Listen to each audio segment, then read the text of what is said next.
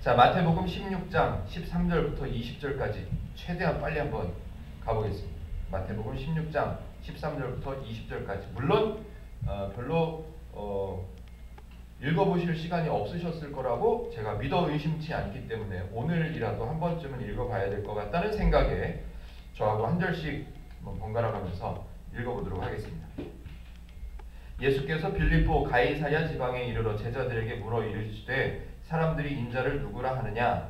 이르시되 너는 중대와 너는 엘리야 너는 예레미야 선지자의 하나라 하니라. 이르시되 너희는 나를 누구라 하느냐? 시몬 베드로가 대답하여 이르되 주는 그리스도시요 살아계신 하나님의 아들이시니라. 예수께서 대답하여 이르시되 바요나 시몬아 내가 복이 있도다. 이를 내게 알게 한 이는 혈육이 아니요 하늘에 계신 내 아버지시니라. 또 내가 네게 이르노니 너는 베드로라 내가 이 방석에게 너희를 두드리니 문의 권세가 이기 못하리라. 내가 천국 열쇠를 네게 주리니 내가 땅에서 무엇이든지 매면 하늘에서도 매일 것이요 내가 땅에서 무엇이든지 풀면 하늘에서도 풀리리라 하시고 네 제자들에게 정보하사 자기가 그리스도인 것을 아무도 누구도 알리지 말라 이르지 말라 하시니라.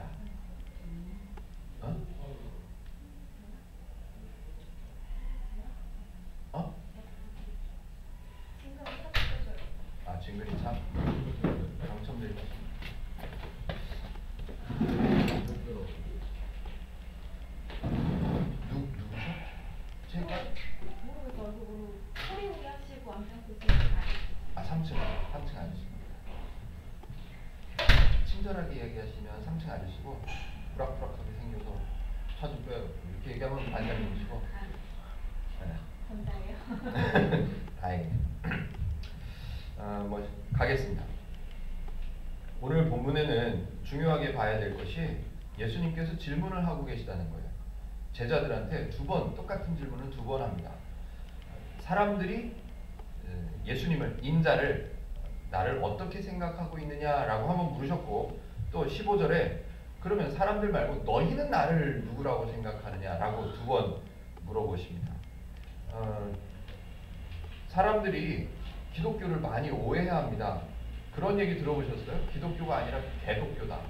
이런 얘기 많이 들어봤습니다. 인터넷도 안티 기독교 이런 사이트 찾아보면 개독교 하여튼 그런 말들이 많이 있습니다. 그런데 교회들이 지금까지 우리나라 교회들이 그런 말을 들을 만하게 왜곡해서 전달한 내용들이 참 많이 있습니다. 교회가 또 목회자가 저도 목사 입장에서 좀 부끄럽긴 하지만 목회자가 성경을 통해서 하나님을 바르게 이해해서 바르게 전하고 바르게 가르칠 수만 있었다면 그런 소리는 듣지 않았을 수도 있을 것 같아요. 그런데 교회가 또 목회자들이 성경을 바르게 이해하지 못하고 교회를 키우기 위한 목적으로 또 목회자의 권위를 더 높이기 위한 목적을 가지고 성경을 왜곡시켜서 성경을 많이 사용해가지고 오해가 만들어진 경우들이 많습니다. 그래서 예수님을 교회가 어떻게 가르쳤느냐, 성도들에게 어떻게 가르쳤느냐에 따라서 세상 사람들이 교회를 어떻게 이해하느냐를 보면 됩니다. 그런데 오늘 본문에 보니까 성경 본문에 보면 그 시대에도 비슷했던 것 같습니다. 그 시대에도 사람들이 예수님을 이해하는데 바르게 이해하는 게 아니라 그저 눈에 보이는 대로 그저 자기네들의 필요에 의해서 예수님에 대한 이해를 잘못했던 모습들이 본문에서 등장합니다. 근데 그 본문들을 한번 살펴볼 건데요. 강조하고 싶은 것은 예수님을 성경을 통해서 바르게 이해를 해야 된다라는 겁니다. 첫 번째로 제가 소제목을 만들어 놓은 것은 예수님을 어떤 사람으로 생각하고 있는가. 이게 예수님의 질문이죠. 사람들은 예수님을 보고 14절에 보니까 이르되 더러는 침례 요한이라 더러는 엘리야라 어떤 이는 예레미야나 선지자 중에 하나이다 라고 제자들이 소문을 모아서 예수님께 대답을 해드립니다. 사람들이요 예수님을 뭐라고 생각하냐면요 침례 요한이라고 생각해요. 사람들이 왜 예수님을 침례 요한이라고 생각했을까요? 아, 예수님이 하나님의 아들이시니까 침례 요한처럼 보여졌어요. 그렇지 않습니다. 사람들은 복음이나 천국에 대해서 잘 모르기 때문에 침례 요한을 볼 때 독특한 거죠. 메뚜기와 석청만 먹고 살았다 그러고요. 광야에서 살았다 그러고요. 뭘 입었다 그러더라. 갑자기 생각이 안 나. 하여튼 누더기 같은 거 입고 메뚜기와 석청, 꿀, 돌에 바위에서 나는 꿀, 뭐 이런 것만 먹고 살았다고 합니다. 침례 요한이요. 그러니까 그 침례 요한의 모습을 볼 때 독특하고 막 뭐에 대해서 부르짖고 외치고 뭐 이런 사람의 모습을 봤을 때 예수님도 보니까 자기네들이 보니까 이게 사는 게 독특하고 말하는 게 다른 사람들하고 좀 다르고 뭔가를 선포하는 듯한 모습을 보고 아, 저 사람도 침례 요한 같은 사람인가 보다 이렇게 생각하고 있다는 거예요. 또 엘리야, 두 번째는 엘리야처럼 생각된다 그래요. 왜 사람들이 예수님을 엘리야라고 생각을 했을까요? 엘리야라는 선지자는 이 구약 성경에 보면 신기한 일을 많이 했습니다. 이 병을 고치기도 하고요.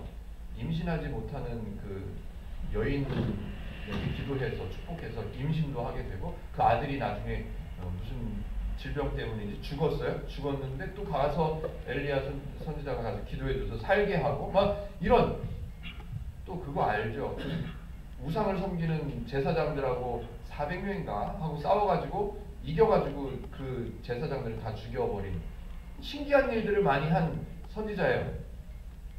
예수님도 사람들이 볼 때 예수님께서 가르치시는 천국 복음이나 이런 거에는 관심이 없고 뭐만 보였냐면 오병이요, 칠병이요, 병 고치는 것 뭐 이런 것들만 보인 거예요. 그러니까 사람들이 예수님을 어떻게 이해를 했냐면 저 사람이 엘리야 같은 사람일 거다라고 이해를 했다는 거예요. 또 나라를 위해서 자기가 속해 있는 이스라엘 백성들 그 나라가 회복되는 것을 위해서 눈물을 흘리고 애썼던 예레미야. 왠지 저 예수라는 청년도 이 나라를 아끼는 것 같아. 이 나라 백성들을 귀하게 여기는 것 같아. 아, 저 사람도 예레미야 같은 그런 선지자들 중에 한 사람 아닐까라고 생각을 했다는 거예요. 예수님께서 첫 번째로 질문하셨다고 그랬습니다. 사람들이 나를 누구라고 하느냐? 그랬더니 제자들이 사람들이 하는 이야기를 소문으로 다 종합해서 대답한 것이 침례 요한이라고 또 엘리야라고 예레미야라고 그런 선지자 같다고 합니다. 그 대답들을 보면 지금 말씀드린 그런 내용들이 예수님께서 천국을 가르치시고 복음을 전하는 그런 가르치면은 이 사람들은 전혀 관심이 없고 저 사람은 아마 옛날에 그 사람 같다 뭐 이런 신기한 일을 행하고 뭐 뭔가를 선포하고 생활하는 게 좀 독특하고 뭐 이런 것들을 봤을 때 예수님에 대해서 오해를 하고 있는 거죠. 그런데 안타깝게도 지금 이 시대에도 하나님을 잘 모르는 사람, 아니 심지어는 교회 다니시는 성도분들에게도 예수님을 물어보면 능력이 많으신 예수님, 병을 고치시는 예수님, 신기한 일들을 다 하실 수 있는 예수님, 이렇게 생각을 하고 있다는 말이에요. 제가 마태복음 처음 시작할 때 4장 5장을 나눌 때도 그런 얘기를 했습니다. 예수님께서 기적을 행하시거나 병을 고치시거나 그렇게 했던 이유는 그런 일들을 하셨던 이유는 천국 복음을 가르치시기 위해서 그런 것들은 수단으로 사용한 별거 아닌 수단으로 사용한 행하신 것들이었다는 얘기를 제가 누차 강조했습니다. 맞습니다. 천국 복음 하나님의 그 은혜를 가르쳐주기 위해서 예수님은 그것들을 수단으로 쓰신 것밖에 없는 거예요. 이번에는 베드로에게 묻습니다. 베드로에게는 아니고 제자들에게 물어보는데 베드로가 대표로 대답하는 내용이 기록되어 있죠. 15절이요. 이르시되 너희는 나를 누구라 하느냐 이렇게 제자들한테 사람들은 그렇게 대답한다 치자. 그럼 너희는 나를 뭐라고 어떻게 생각하냐라고 물어보셨어요. 바꿔서 생각을 해보세요. 저나 여러분한테 예수님께서 딱 나타나셔서 너는 나를 누구라고 생각하냐라고 물어보시면 뭐라고 대답을 하실 겁니까? 시몬 베드로가 대답하여 이르되 주는 그리스도시요 살아계신 하나님의 아들이십니다. 제가 어떻게 배웠냐면요. 옛날에도 아니고 늘 어렸을 때부터 들었을 때 여러분 시몬 베드로의 믿음의 고백을 보십시오. 예수님께서 나를 누구로 생각하느냐라고 물어봤을 때 주저하지 않고 시몬 베드로는 믿음으로 고백했습니다. 뭐라고요? 주는 그리스도시요 살아계신 하나님의 아들이시니이다. 얼마나 멋지고 얼마나 훌륭한 믿음의 대답입니까? 우리도 신앙을 가졌으면 이 정도 믿음을 가져야 되지 않겠냐. 그러니까 우리도 베드로의 고백 같은 고백을 할 수 있는 그런 믿음을 가집시다 라는 얘기를 많이 들어왔었습니다. 혹시 들어본 적이 있습니까? 네, 들어봤을 거예요. 그런데 그 다음 절을 읽지 않으면 그걸 수긍할 수밖에 없는 거예요. 17절을 읽지 않으면 16절을 오해할 수밖에 없는 거예요. 어떻게 오해를 해요? 지금 제가 말씀드린 그대로. 아, 베드로 참 믿음의 고백을 했구나. 베드로의 고백 같은 이런 고백을 할 수 있을 정도라면 교회 안에서도 일꾼일 거고 믿음도 훌륭할 거고 신앙생활을 얼마나 잘했을까? 그렇게 오해를 할 수밖에 없다는 거예요. 17절을 분명하게 이해를 해야 됩니다. 17절 제가 한번 읽어볼게요. 예수께서 대답하여 이르시되 바요나 시모나 내가 복이 있도다. 이를 내게 알게 한 이는 혈육이 아니요 하늘에 계신 내 아버지시니라 라고 대답했습니다. 예수님께서 답변을 하신 거예요. 만약에 지금 제가 말씀드린 것처럼 오해라고 제가 말씀을 드렸는데 야 베드로의 믿음을 봐라. 이런 고백을 하지 않았냐? 이런 고백을 우리도 할 수 있는 믿음을 가져야 되지 않겠냐?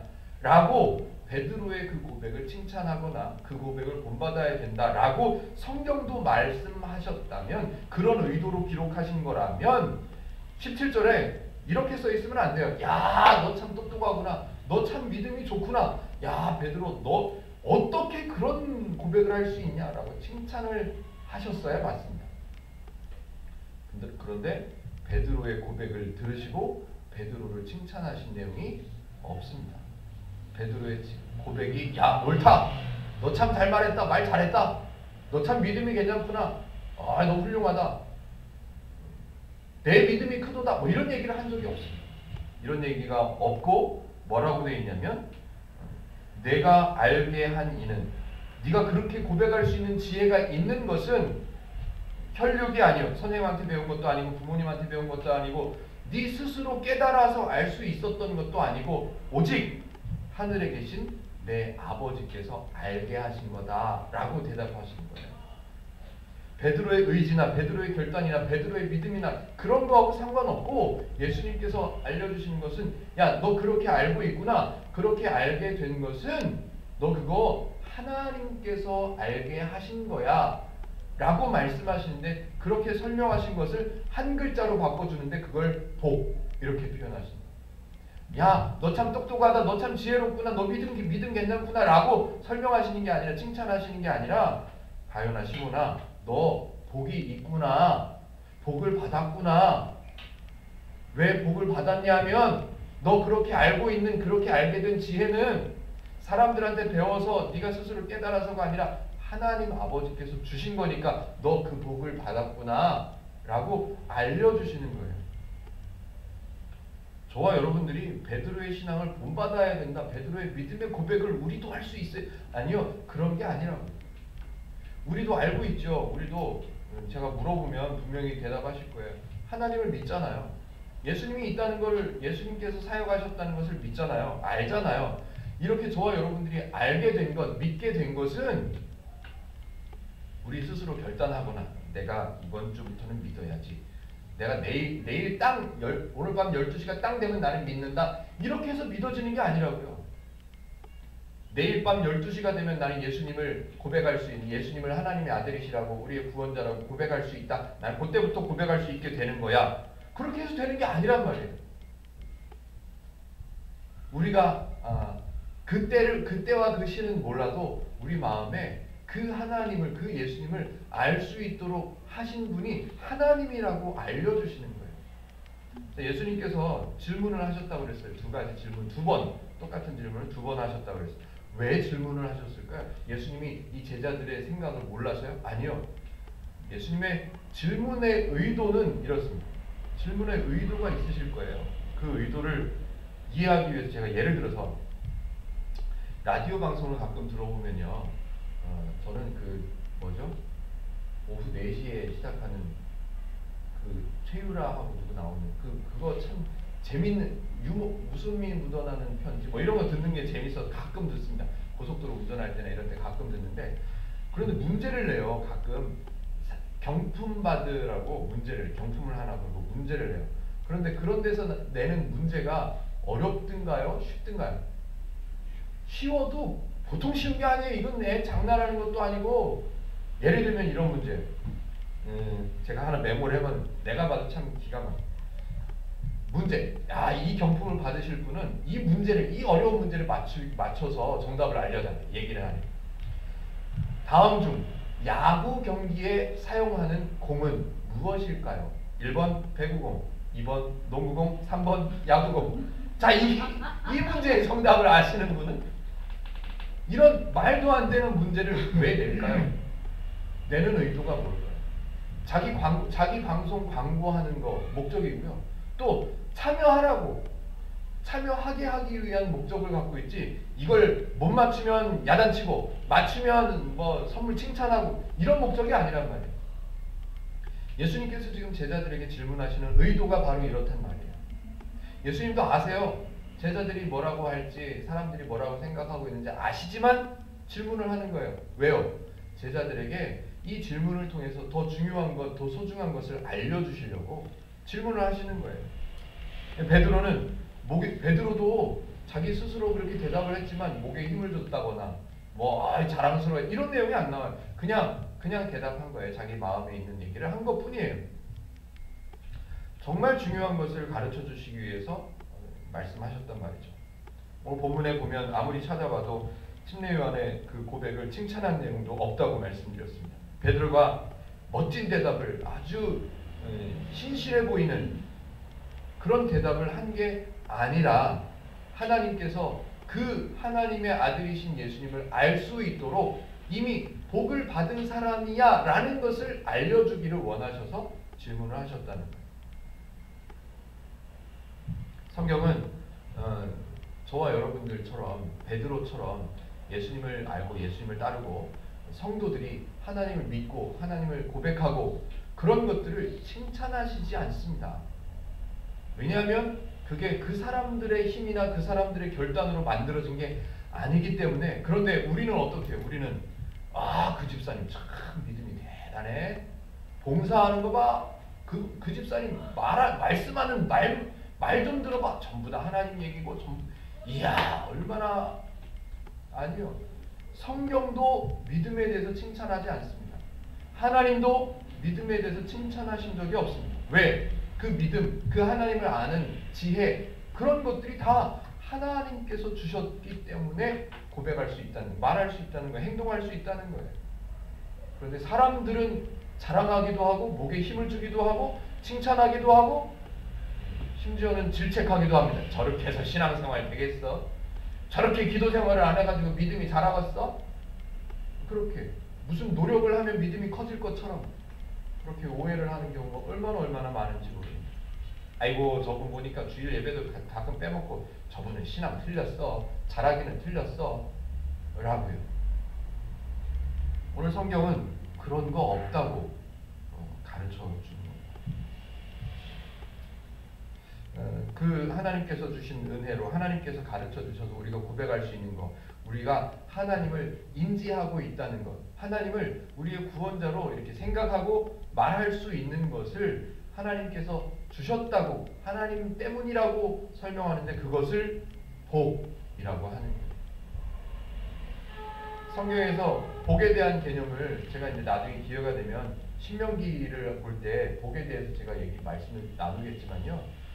세상 사람들이 생각하는 복하고 교회에서 생각하는, 기독교에서 주장하는, 그렇게 얘기하면 또 오해가 많죠. 성경에서 주장하는 복은 다릅니다. 분명히 달라요. 그런데 안타까운 것은 교회에서도 세상에서 생각하는 복하고 교회에서 가르쳐주는 복하고 똑같이 생각하고 있다는 게 안타까워요. 여러분 교회 나오면 돈 잘 벌 수 있습니다. 축복받는다는 말의 의미를 돈 잘 벌게 되고 건강하게 되고 이렇게 풍성하게 되고 자식들 잘 되고 이런 것들을 복이라고 생각합니다. 하나님 모르는 사람도 그런 걸 복이라고 생각해요. 근데 교회도 그런 걸 복이라고 생각해서 헌금 잘하면 11조 생활 잘하면 신앙생활 잘하면 그런 복을 받는다고 가르칩니다. 안타까운 거예요. 오늘 성경은 분명하게 말합니다. 네가 예수님을 하나님의 아들이라고 알게 된 그 알은, 그 지혜는 하나님께서 주신 건데 네 능력이나 네 힘으로 알게 된 게 아니라 하나님께서 주신 건데 그게 복이야. 그게 복이야 라고 복에 대한 개념을 알려주십니다. 예수님께서 생각하시는 복은 그거예요. 예수님께서 너 병에 걸린 사람이 가까이 왔을 때 병을 고쳐주시면서 너는 병 고침의 복을 받아라 이렇게 말씀하신 적이 없어요. 너 가난하니까 부자 되는 복을 받아라 이렇게 말씀하신 적이 없단 말이에요. 예수님께서 복이라고 말씀하시는 부분들을 살펴보면 다 하나님하고 연결된 것 밖에는 없습니다. 근데 우리는 어떻게 생각해요? 병 고침의 복을 받아야 된다. 재물의 복을 받아야 된다. 교회에서도 그렇게 생각하고 있다는 게 안타까웁니다. 제가 세미나를 갔다 왔다 그랬잖아요. 성령의 불을 받으면 목회자가 복을 받는데 성도가 많아지는 복을 받는데 말을 하면서도 기가 차네요. 자, 하나만 더 보겠습니다. 조금만 더 볼게요. 3번. 너는 베드로라. 이 18절인데요. 18절 같이 한번 읽어볼게요. 또 내가 시작. 또 내가 내게 이르노니 너는 베드로라. 내가 이 반석 위에 내 교회를 세우리니 음부의 권세가 이기지 못하리라. 천주교를 아십니까? 천주교에는 제일 꼭대기에 있는 한 사람, 그 사람 뭐라고 그러죠? 교황이라고.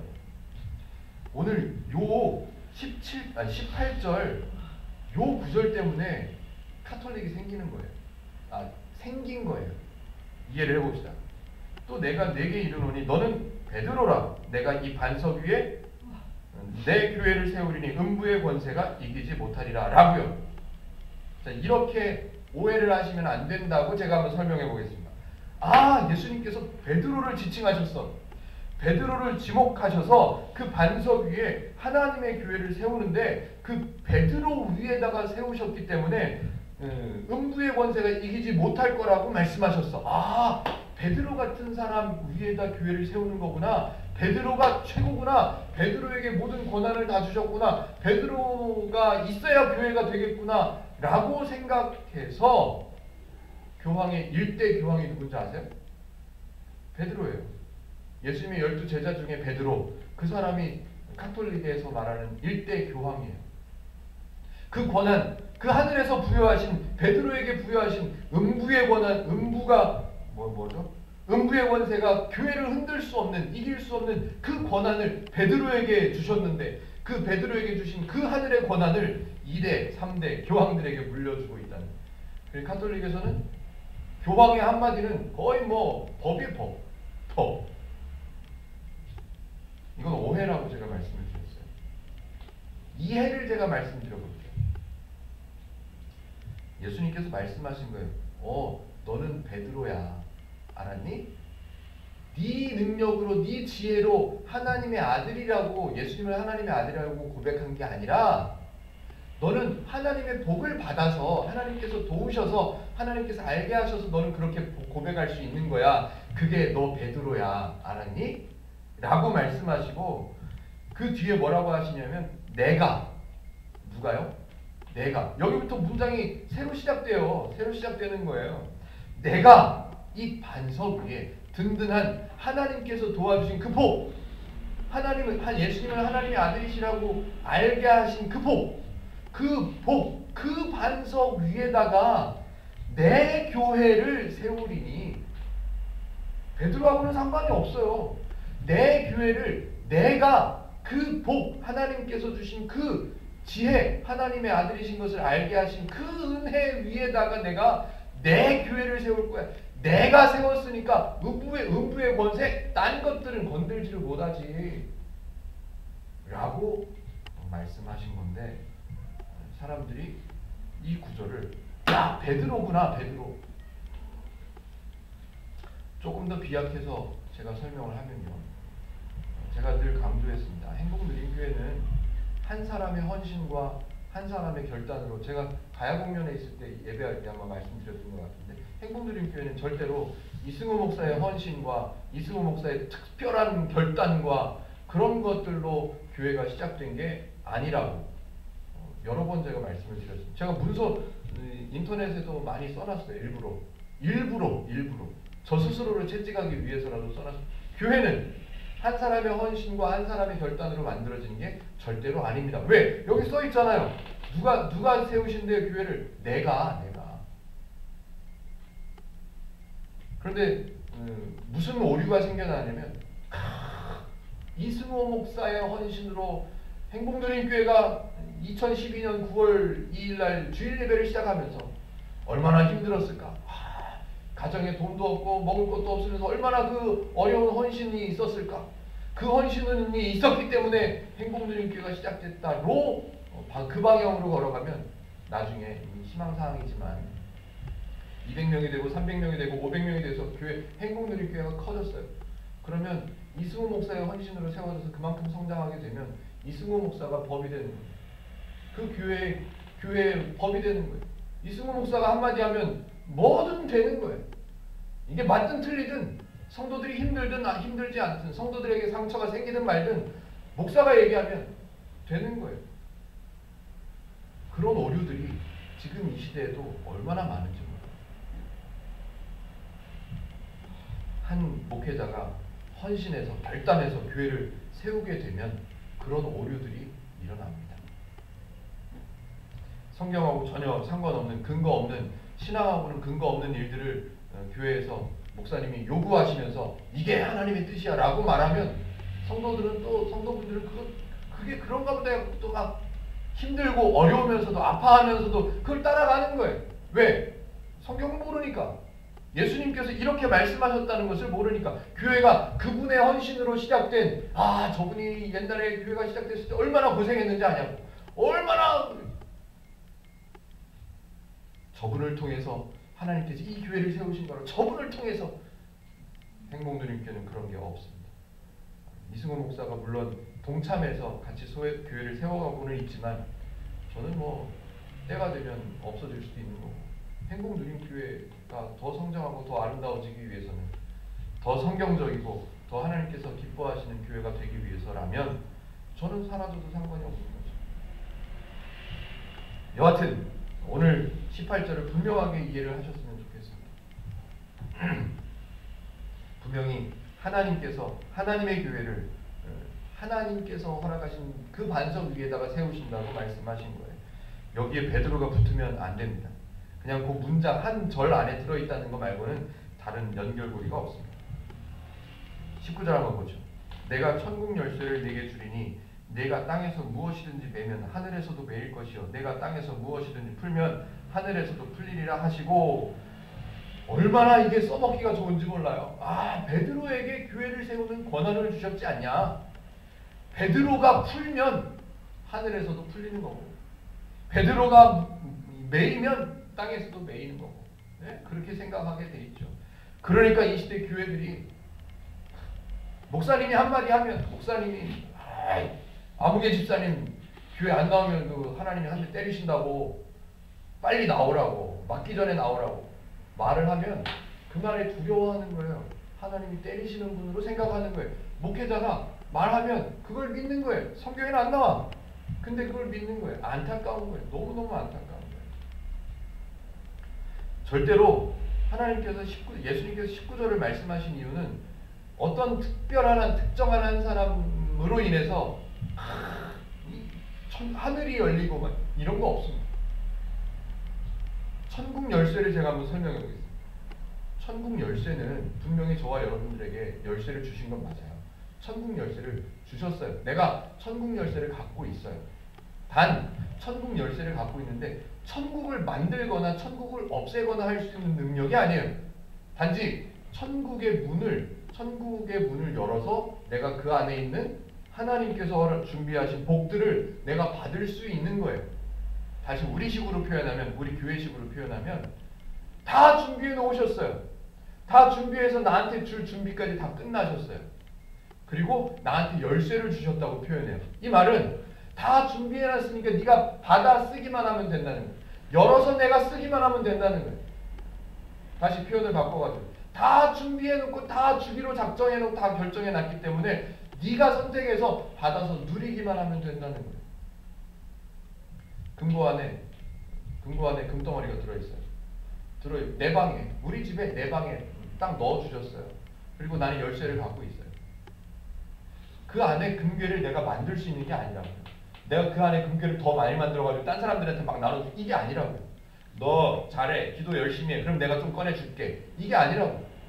이런 의미로 열쇠를 표현하신 게 아니라 다 준비해놨으니까 너는 열쇠를 열어서 그거 받아서 누리기만 하면 된다 라고 가르쳐 주십니다. 근데 우리 이거를 오해를 하면 나한테 천국 열쇠를 베드로한테 주신 것처럼 교회 담임 목사한테 천국 열쇠가 있는 거야. 축복권이 있는 거야. 뭐라 그러더라? 축복권. 축복할 수 있는 권한이 목사님들한테 있대요. 그래가지고 목사님한테 잘 보이면 복을 더 받을 수 있고. 그래 목사님 눈치 보느라고 정신없어. 그런 거 없습니다. 저와 여러분들에게는 똑같이 하나님께서 천국 열쇠를 주셨습니다.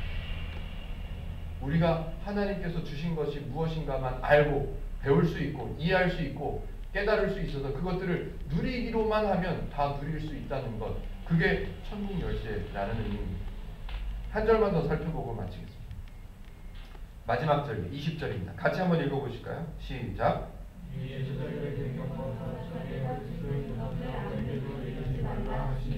왜 이러실까요? 왜요? 예수님께서 좋은 얘기를 다 제자들에게 좋은 얘기를 다 가르쳐줬어요. 야, 네가 그렇게 고백할 수 있는 것은 하나님께서 도와주셨기 때문에 복이야 그게 복이야. 그걸 가르쳐 주셨고 내가 반석 위에다가 그 복 위에다가 하나님께서 알게 하시는 하나님의 아들이신 것을 알게 하는 그 지혜, 그 반석 위에다가 내가 교회를 세우고 그 교회 세운 교회가 음부의 권세에 흔들리지 않도록 내가 만든다. 이런 거를 다 가르쳐 주셨어요. 야, 천국 열쇠를 줬으니까 니네는 누리기만 하면 돼. 가르쳐 주셨어요. 기껏 가르쳐 놓으시고 한다는 말씀이, 야, 내가 그리스도인 거 지금까지 설명했는데 결론이 뭐냐? 내가 그리스도잖아. 하나님께서 보내신 하나님의 아들이잖아. 그거 니네는 지금 알려줬는데 니네는 딴 데 가서 그런 거 얘기하지 마라. 왜 그러셨을까요? 예수님은 더 알리셔야 되는 일을 하시려고 오셨는데 왜 그러셨을까요? 예수님 스스로는 조금 있으면 이제 죽으시잖아요. 그걸 알고 계세요. 고난을 당하시잖아요. 알고 계세요. 그렇게 하셔야만 돼요. 그렇게 하시기 위해서 오셨어요.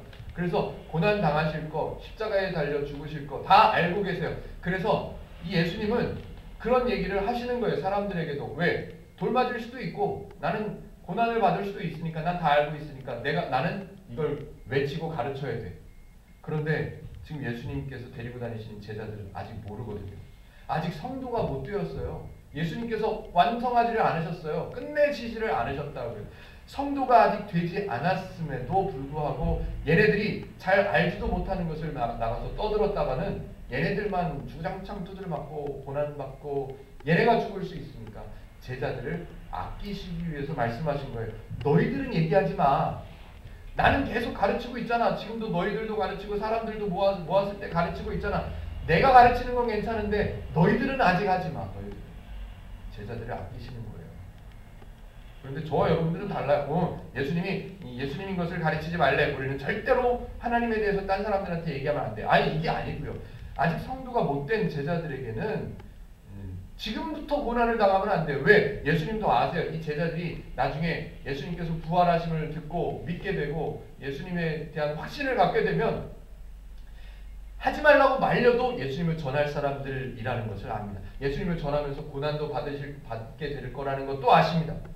그걸 아시기 때문에 아직은 때가 아니라는 거예요. 그래서 아무에게도 말하지 말라고 말씀을 하시는 거죠.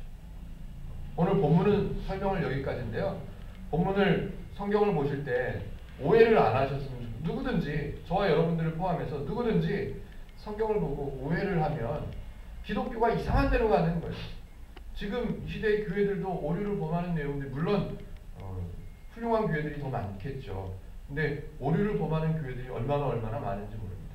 담임 목사님이 모든 권한을 다 갖고 있는 것처럼, 목사님은 축복권을 갖고 있는 것처럼, 오늘 성경에 보면 절대로 그런 내용이 아니라는 거예요. 성경을 오해함 때문에 만들어진, 제가 마지막 줄에 써놨는데요, 성경을 오해함 때문에 만들어진 왜곡된 신앙들이 얼마나 많은가를 생각하면 너무너무 안타까운 거죠. 그런 의미에서 행복누림교회는 다시 한번 채찍질을 합니다. 절대로 성경에서 벗어나지 않는 교회, 성경으로 목회하는 교회, 성경으로 세워지는 교회가 되도록 저도 애를 쓰고 수고하고 노력하겠습니다. 마치래요.